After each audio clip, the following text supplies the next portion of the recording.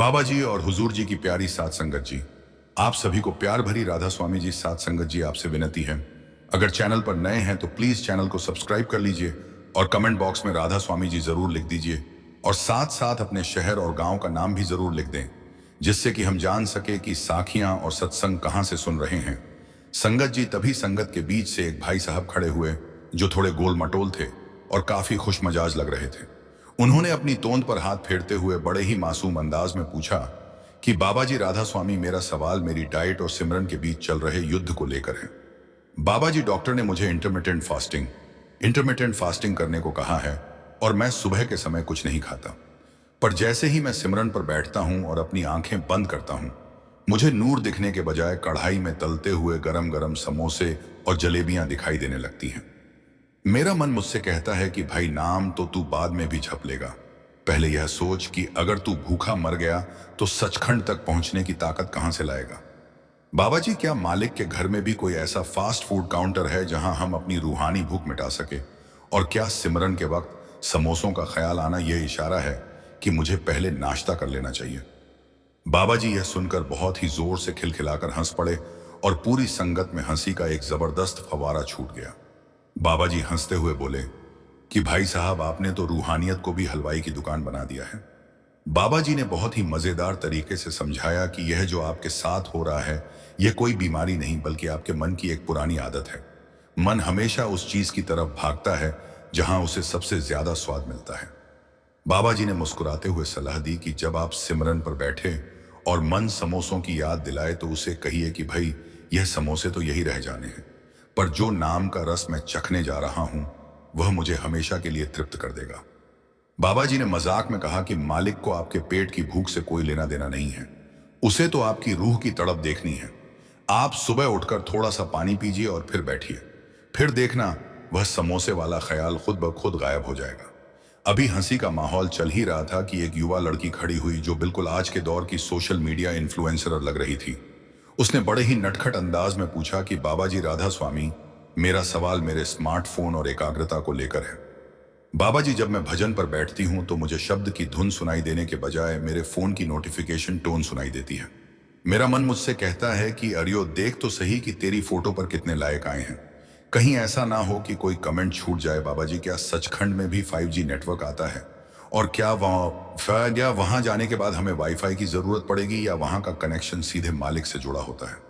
बाबा जी यह सुनकर फिर से बहुत मजेदार तरीके से हंसे और उन्होंने अपना सिर हिलाते हुए कहा कि बेटी, वहां ऊपर किसी टावर या सिम कार्ड की जरूरत नहीं है, वहां तो प्रेम का नेटवर्क हमेशा फुल सिग्नल में रहता है।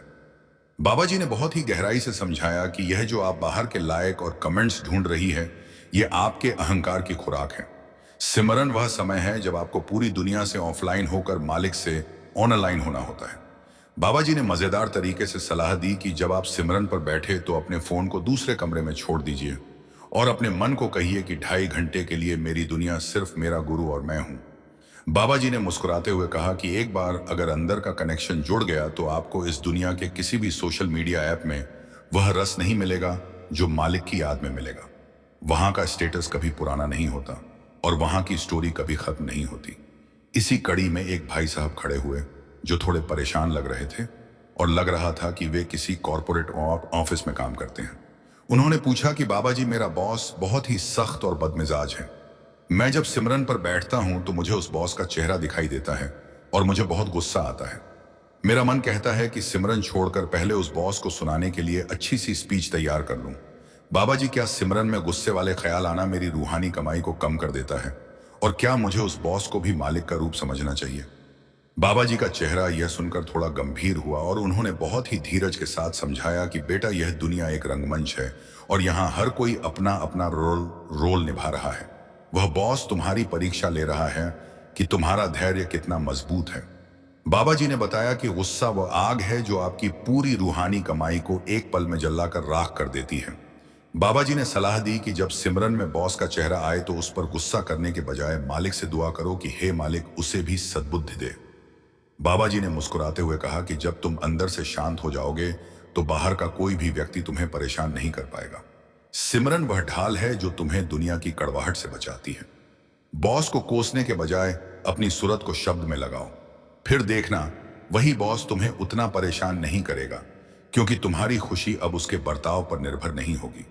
सत्संग की यह चर्चा अब और भी गहराई की ओर मुड़ने लगी। एक मध्यम आयु की महिला खड़ी हुई, जिनके चेहरे पर बहुत सी चिंताएं थीं। उन्होंने पूछा कि बाबा जी, मेरे बच्चे अब बड़े हो गए हैं और वे मेरी बात नहीं सुनते।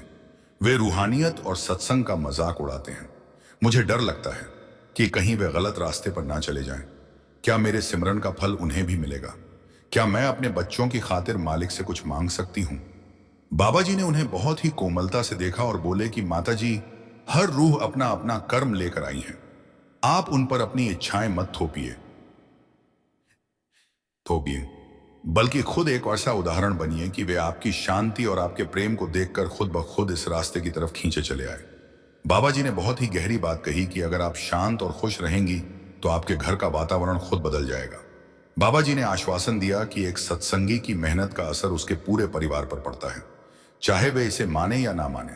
आप अपना सिमरन पूरी लगन से कीजिए और बच्चों को मालिक के भरोसे छोड़ दीजिए। मालिक उनकी भी रक्षा करेगा जैसे वह आपकी कर रहा है। चिंता करने से कुछ नहीं होगा, सिर्फ आपकी एकाग्रता भंग होगी। तभी एक युवक ने सवाल किया कि बाबा जी, अक्सर लोग कहते हैं कि सत्संगी को बहुत सादा और सीधा होना चाहिए, पर इस चालाकी भरी दुनिया में सीधे इंसान को बेवकूफ समझा जाता है। क्या हमें दुनिया के साथ दुनियादार नहीं होना चाहिए? बाबा जी ने बहुत ही प्रभावशाली तरीके से समझाया कि बेटा, सीधा होने का मतलब बेवकूफ होना नहीं है। एक सत्संगी को बाहर से बहुत ही होशियार और सतर्क होना चाहिए, पर अंदर से सरल और कोमल रहना चाहिए। बाबा जी ने एक उदाहरण दिया कि जैसे कमल का फूल कीचड़ में रहता है पर उससे अछूता रहता है, वैसे ही तुम इस दुनिया के कामकाज में पूरी तरह से काबिल बनो, पर अपने उसूलों और अपनी सच्चाई को मत छोड़ो। बाबा जी ने मुस्कुराते हुए कहा कि चालाकी थोड़े समय के लिए जीत सकती है, पर अंत में जीत सच्चाई और ईमानदारी की ही होती है।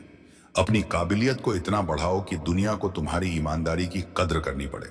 इसी बीच एक बुजुर्ग सज्जन खड़े हुए, जिन्होंने बहुत ही भावुक होकर पूछा कि बाबा जी, मुझे नाम दान लिए 30 साल हो गए हैं, पर मुझे अभी तक अंदर कुछ दिखाई नहीं दिया।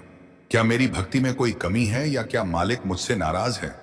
बाबा जी का हृदय यह सुनकर करुणा से भर गया और उन्होंने बहुत ही मधुर स्वर में कहा कि भाई साहब, आप यह विचार बिल्कुल निकाल दीजिए कि मालिक आपसे नाराज है।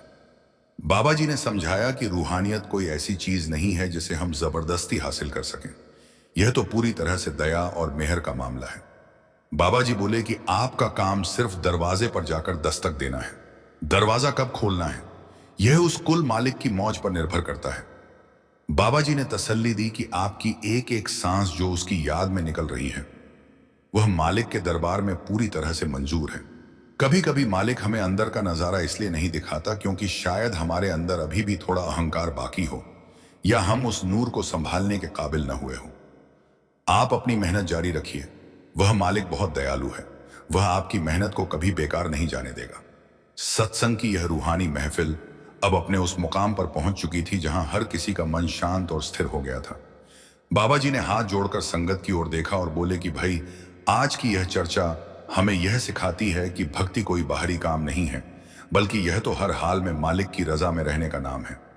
बाबा जी ने बहुत ही प्यार से समझाया कि चाहे दुनिया का शोर हो, घर की उलझने हो या मन की चालाकियां, अगर आपके दिल में अपने गुरु के लिए सच्चा प्रेम और तड़प है तो आप हर मुश्किल को पार कर लेंगे। बाबा जी ने आशीर्वाद देते हुए कहा कि अपने जीवन को एक सेवा समझकर जिए और हर पल उस मालिक का शुक्राना करें। व्यास की वह दोपहर अब और भी सुखद लग रही थी और हर सत्संगी के चेहरे पर एक नया आत्मविश्वास और रूहानी चमक झलक रही थी। लोग बहुत ही शांति के साथ अपनी जगहों से उठने लगे, पर इस बार उनकी रूह में एक अनोखा सुकून था। संगत जी, इसके बाद तभी संगत के बीच से एक बुजुर्ग सज्जन खड़े हुए, जिन्होंने बहुत ही रंगीन कुर्ता पहना हुआ था और उनकी आंखों में बहुत ही चुलबुलापन था। उन्होंने अपनी आवाज को थोड़ा सास करते हुए पूछा कि बाबा जी, राधा स्वामी, मेरा सवाल मेरी रिटायरमेंट और मेरी धर्म पत्नी की किटी पार्टीज को लेकर है। बाबा जी, मैंने सोचा था कि रिटायर होने के बाद मैं दिन भर सिमरन करूंगा, पर समस्या यह है कि जैसे ही मैं 3:30 बजे भजन पर बैठता हूं, मेरी बेटी दे कही अशोक तुम मेरी पत्नी की सहेलियां घर आ जाती हैं। वे पड़ोस की बहू नई साड़ियों और दुनिया भर की गपशप शुरू कर देती है। कल तो हद हो गई। सिमरन के बीच मुझे ऐसा लगा जैसे अनहद शब्द की जगह मुझे यह सुनाई दे रहा है कि अरे बहन, तुझे पता है कि शर्मा जी की बेटी भाग गई। बाबा जी, क्या मेरा सिमरन इन मोहल्ले की खबरों की भेंट चढ़ जाएगा? क्या मैं अपनी पत्नी को पड़ोस के घर भेज दूं या फिर अपनी रुई के फाहे कानों में ठूंस लूं? बाबा जी यह सुनकर बहुत ही जोर से खिलखिलाकर हंसे और उन्होंने अपना सिर पीछे झुका लिया। पूरी संगत हंसी के मारे लोटपोट हो रही थी।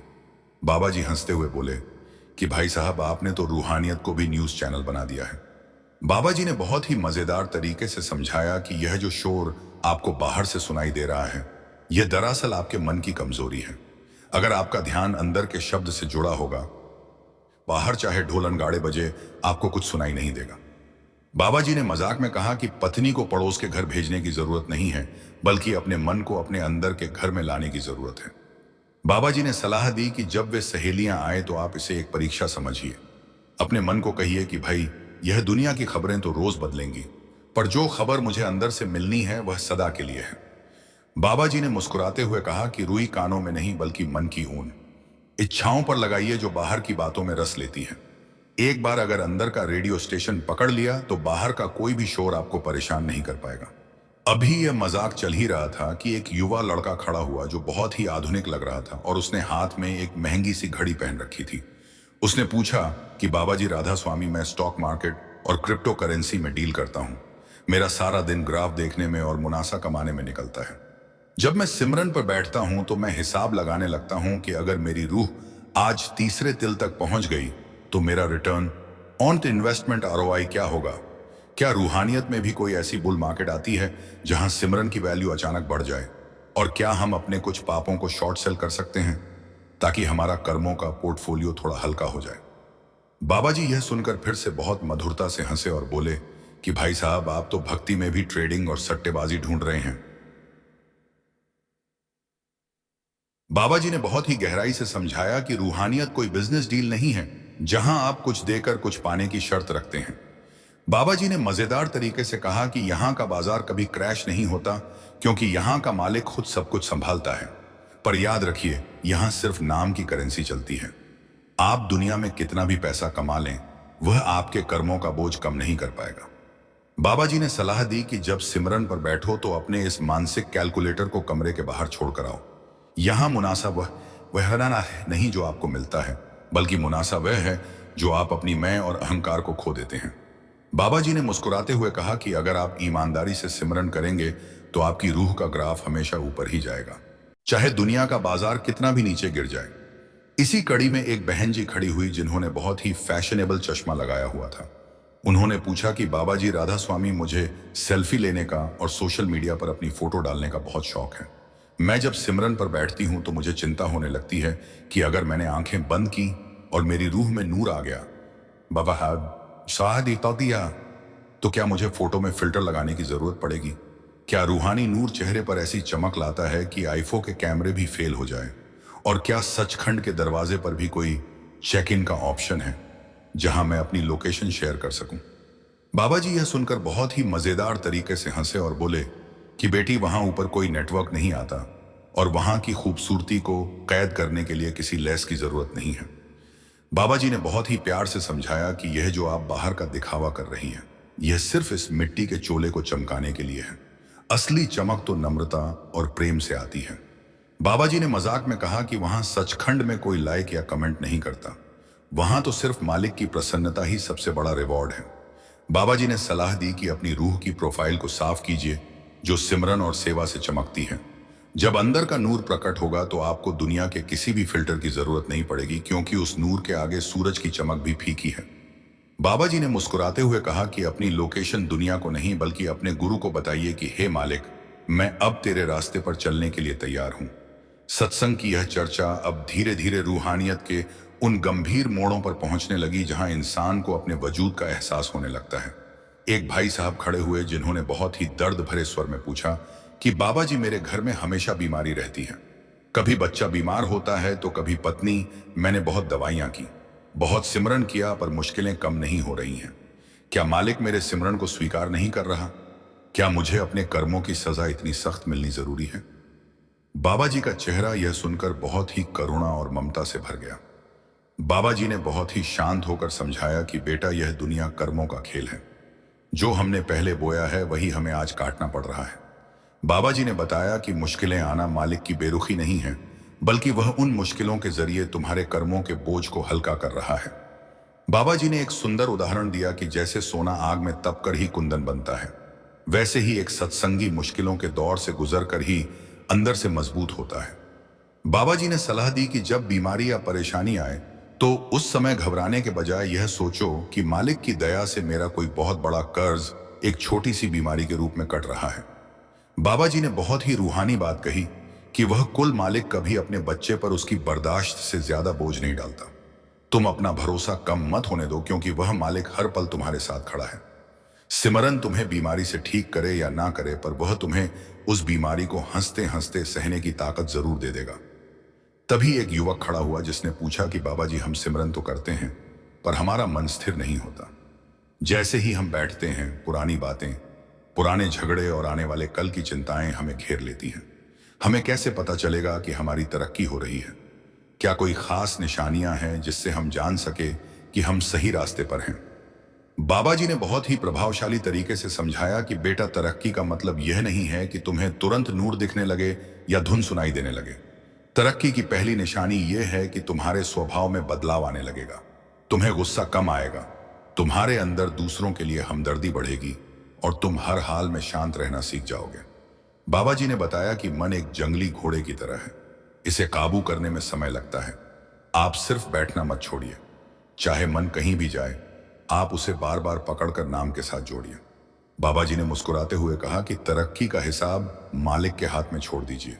आपका काम सिर्फ मेहनत करना है। जैसे एक किसान बीज बोता है और उसे पानी देता रहता है, पर पौधा कब उगेगा यह मौसम और कुदरत पर निर्भर करता है। वैसे ही आप अपना सिमरन करते रहिए, वक्त आने पर मालिक खुद पर्दा हटा देगा। चर्चा अब और भी गहरे पानी की ओर बढ़ी। जब एक बहन जी ने पूछा कि बाबा जी, क्या हम अपनी सांसारिक इच्छाओं को पूरा करने के लिए मालिक से प्रार्थना कर सकते हैं? कुपाम पामरस और पेरिशरी में क्या वह हमारी छोटी छोटी बातें भी सुनता है?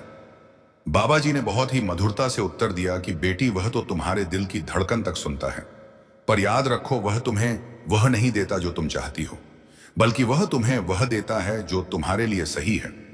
बाबा जी ने समझाया कि हम अपनी नासमझी में अक्सर ऐसी चीजें मांग लेते हैं जो आगे चलकर हमारे लिए बोझ बन जाती है। जैसे एक छोटा बच्चा चाकू मांगता है, पर मां जानती है कि वह उसे नुकसान पहुंचाएगा, इसीलिए वह उसे मना कर देती है। वैसे ही मालिक हमारी उन मांगों को ठुकरा देता है जो हमारी रूहानी तरक्की में बाधा डाल सकती है। बाबा जी ने सलाह दी कि मांगना ही है तो उस मालिक को ही मांग लो, क्योंकि जिसने मालिक को पा लिया उसने सब कुछ पा लिया। बाबा जी ने मुस्कुराते हुए कहा कि जब तुम अपनी मर्जी मालिक की मर्जी में मिला दोगे तो तुम्हें कभी कोई कमी महसूस नहीं होगी। इसी कड़ी में एक सज्जन खड़े हुए जिन्होंने बहुत ही तकनीकी सवाल पूछा कि बाबा जी, अनहद शब्द और नाम में क्या अंतर है? क्या हम इसे अपनी कोशिश से सुन सकते हैं? बाबा जी ने बहुत ही रूहानी गहराई के साथ समझाया कि नाम वह ताकत है जिससे यह सारा ब्रह्मांड टिका हुआ है। यह वह ईश्वरीय संगीत है जो हर रूह के अंदर गूंज रहा है। बाबा जी ने बताया कि हमारी सूरत अभी बाहर की दुनिया के शोर में खोई हुई है, इसलिए हम उस अंदर की धुन को नहीं सुन पाते। जैसे जैसे हमारा मन सिमरन के जरिए शांत होता है और तीसरे तिल पर इकट्ठा होता है, हमें वह दिव्य संगीत सुनाई देने लगता है। बाबा जी ने स्पष्ट किया कि यह हमारी कोशिश से ज्यादा मालिक की दया पर निर्भर करता है। हमें सिर्फ अपनी तैयारी पूरी रखनी है। बाबा जी ने सलाह दी कि आप सिमरन के वक्त यह मत सोचो कि कब आवाज आएगी, आप सिर्फ नाम में लीन हो जाओ। जब आपके अंदर की खामोशी गहरी हो जाएगी तो वह शब्द खुद ब खुद आपको अपनी ओर खींच लेगा। सत्संग की यह रूहानी चर्चा अब अपने समापन की ओर बढ़ रही थी। बाबा जी ने सबको आशीर्वाद देते हुए समझाया कि जीवन का असली मकसद इस रूह को वापस उसके घर पहुंचाना है। बाबा जी बोले कि दुनिया के काम भी करो, परिवार की जिम्मेदारी भी निभाओ, पर इस बात को कभी मत भूलो कि तुम यहां सिर्फ कुछ समय के लिए आए हो। बाबा जी ने बहुत ही प्यार से कहा कि अपनी हर सांस को कीमती समझो और उसे बेकार की बातों में मत गवाओ। बाबा जी ने मुस्कुराते हुए समझाया कि भक्ति कोई बोझ नहीं है, यह तो जीने का एक सलीका है। व्यास की वह शाम अब और भी नूरानी हो गई थी। बाबा जी के वचनों ने हर रूह को एक नया उत्साह और दिशा दे दी थी। संगत के चेहरों पर जो पहले सवाल थे, अब वे एक गहरे विश्वास में बदल चुके थे। बाबा जी ने हाथ जोड़कर पूरी संगत को विदा किया, पर उनकी बातें हर दिल में एक चिराग की तरह जल रही थीं। लोग बहुत ही शांति के साथ अपनी जगहों से उतर रहे थे और हर किसी के मन में बस एक ही धुन बज रही थी कि चाहे जो हो जाए, अब अपना हाथ मालिक के हाथ से नहीं छोड़ना है। व्यास का वह पावन वातावरण आज फिर हजारों रूहों को उनकी असली मंजिल का पता बता चुका था। हवा में एक अजीब सी शांति थी और सूरज की ढलती किरणों ने व्यास नदी के पानी पर एक सुनहरी लकीर खींच दी थी, जैसे वह भी कह रही हो कि यह रास्ता अब सीधे सचखंड की ओर जाता है। हर सत्संगी अपनी झोली में रूहानी दौलत लेकर अपने घर की ओर बढ़ रहा था, इस संकल्प के साथ कि अब हर दिन सिमरन और सेवा का उत्सव होगा। बाबा जी की वह नूरानी मुस्कान हर किसी की आंखों में बस चुकी थी, यह यकीन दिलाते हुए कि सफर चाहे कितना भी लंबा हो, अगर रहबर बरसात है तो मंजिल मिल ही जाएगी। संगत जी, आगे सुनने से पहले अगर आप हमारे चैनल रूहानी साखी पर नए हैं तो कृपया सब्सक्राइब करना ना भूलें और कमेंट में जरूर बताइए कि आप यह वीडियो कहां से देख रहे हैं। तभी संगत के बीच से एक बहुत ही चुलबुला सा लड़का खड़ा हुआ, जिसने हाथ में अपनी कॉलेज की आईडी टांग रखी थी और कानों में बड़े बड़े हेडफोन लगा रखे थे। उसने बड़े ही मजेदार अंदाज में पूछा कि बाबा जी राधा स्वामी, मेरा सवाल मेरी डिजिटल लाइफ और भजन को लेकर है। बाबा जी, मैं एक गेमिंग इन्फ्लुएंसर हूँ, विजिटर हूँ और मेरा सारा दिन कंप्यूटर के सामने वर्चुअल दुनिया में निकलता है। कल जब मैं सिमरन पर बैठा तो मुझे नूर दिखने के बजाय ऐसा लगा जैसे मेरी रूह का सर्वर डाउन हो गया है। मेरा मन मुझसे कहने लगा कि भाई, तू यहाँ आंख बंद करके क्या बैठा है? वहां तेरी गेम में लेवल अप करने का समय निकला जा रहा है। उसने हंसते हुए पूछा कि बाबा जी, क्या सचखंड जाने के लिए भी हमें कोई प्रो प्लेयर वाला सब्सक्रिप्शन लेना पड़ता है? और क्या वहां ऊपर भी कोई नेटवर्क लैग आता है जिससे हमारी सूरत बार बार नीचे गिर जाती है? बाबा जी यह सुनकर बहुत ही जोर से खिलखिलाकर हंसे और उन्होंने अपनी दस्तार को थोड़ा ठीक करते हुए उस लड़के की ओर इशारा किया। बाबा जी हंसते हुए बोले कि भाई साहब, आपने तो रूहानियत को भी पबजी और फ्री फायर का मैदान बना दिया है।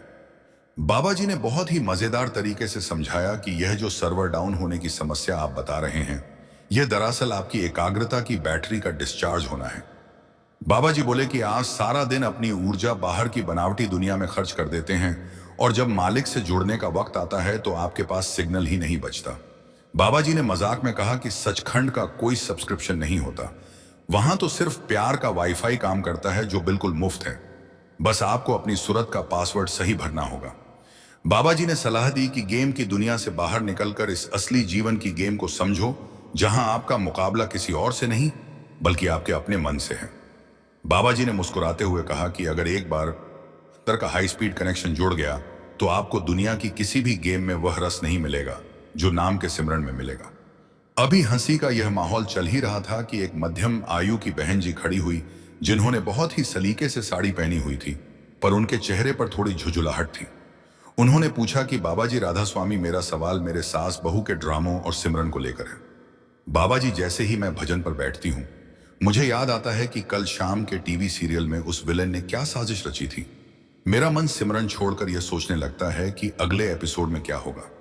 बाबा जी, क्या मालिक के पास कोई ऐसा स्पिलर अलर्ट है जिससे मुझे पहले ही पता चल जाए कि सीरियल में क्या होने वाला है, ताकि मैं शांति से सिमरन कर सकूं? और क्या सिमरन के वक्त इन फालतू के ख्यालों का आना यह संकेत है कि मुझे टीवी छोड़ देना चाहिए? बाबा जी यह सुनकर अपनी हंसी नहीं रोक पाए और उन्होंने अपना सिर नीचे झुका लिया। पूरी संगत हंसी के मारे लोटपोट हो रही थी।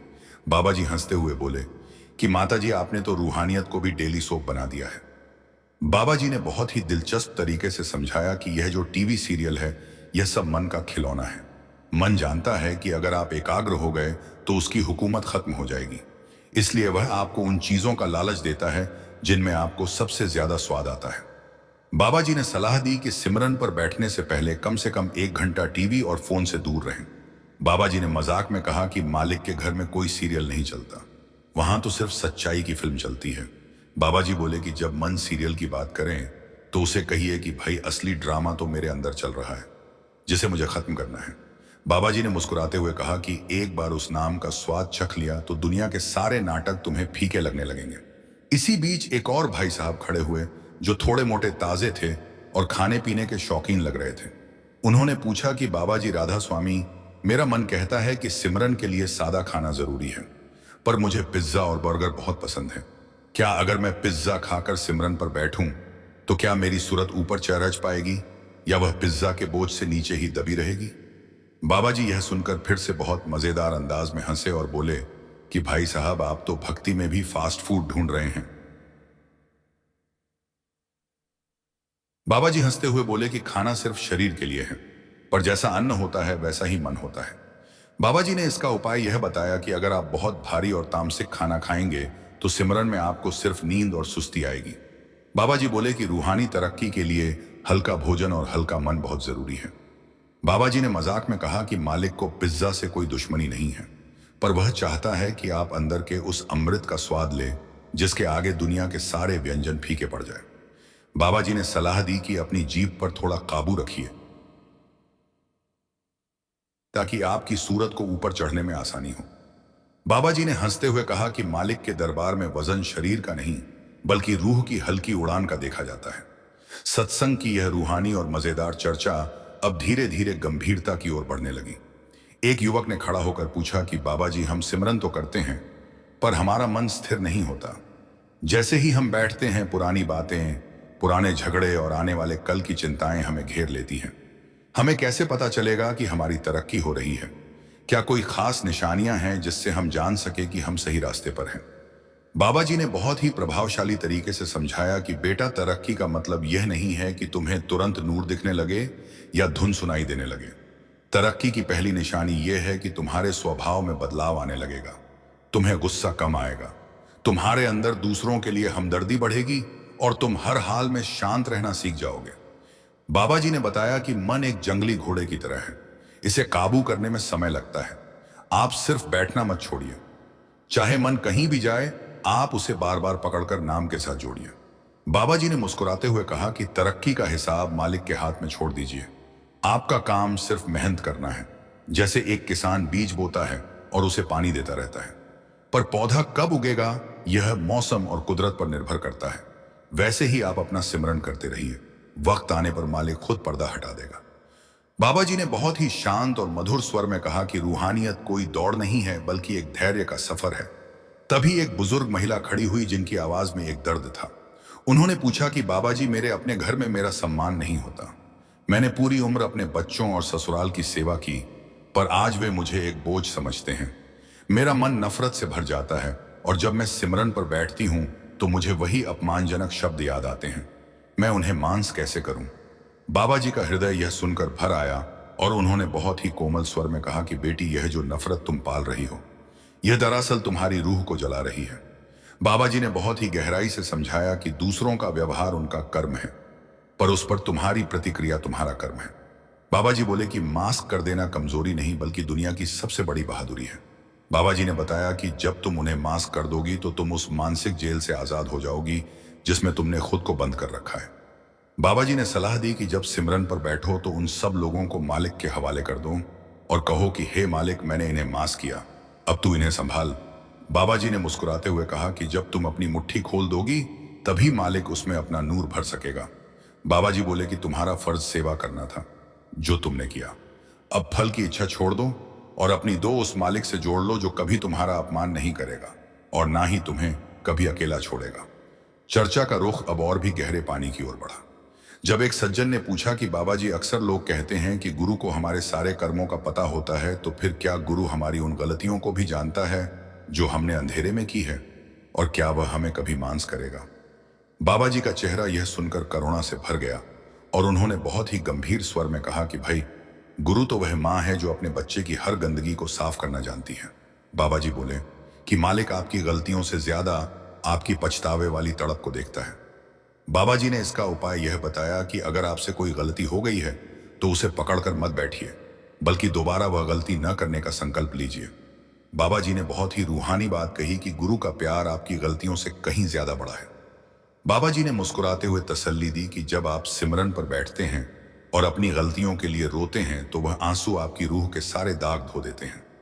बाबा जी बोले कि गुरु कभी आपसे नफरत नहीं करता, वह तो बस इंतजार करता है कि कब आप अपनी बुराइयां छोड़कर उसके गले लग जाए। गुरु का काम सुधारना है, सजा देना नहीं। संगत जी, मिलते हैं अगली एक रूहानी और सत्संग की वीडियो में। संगत जी से विनती है, अगर यह सत्संग और सखी अच्छी लगी हो तो प्लीज कमेंट बॉक्स में जरूर बताइएगा। तब तक के लिए आप सभी को दिल से राधा स्वामी जी दी है।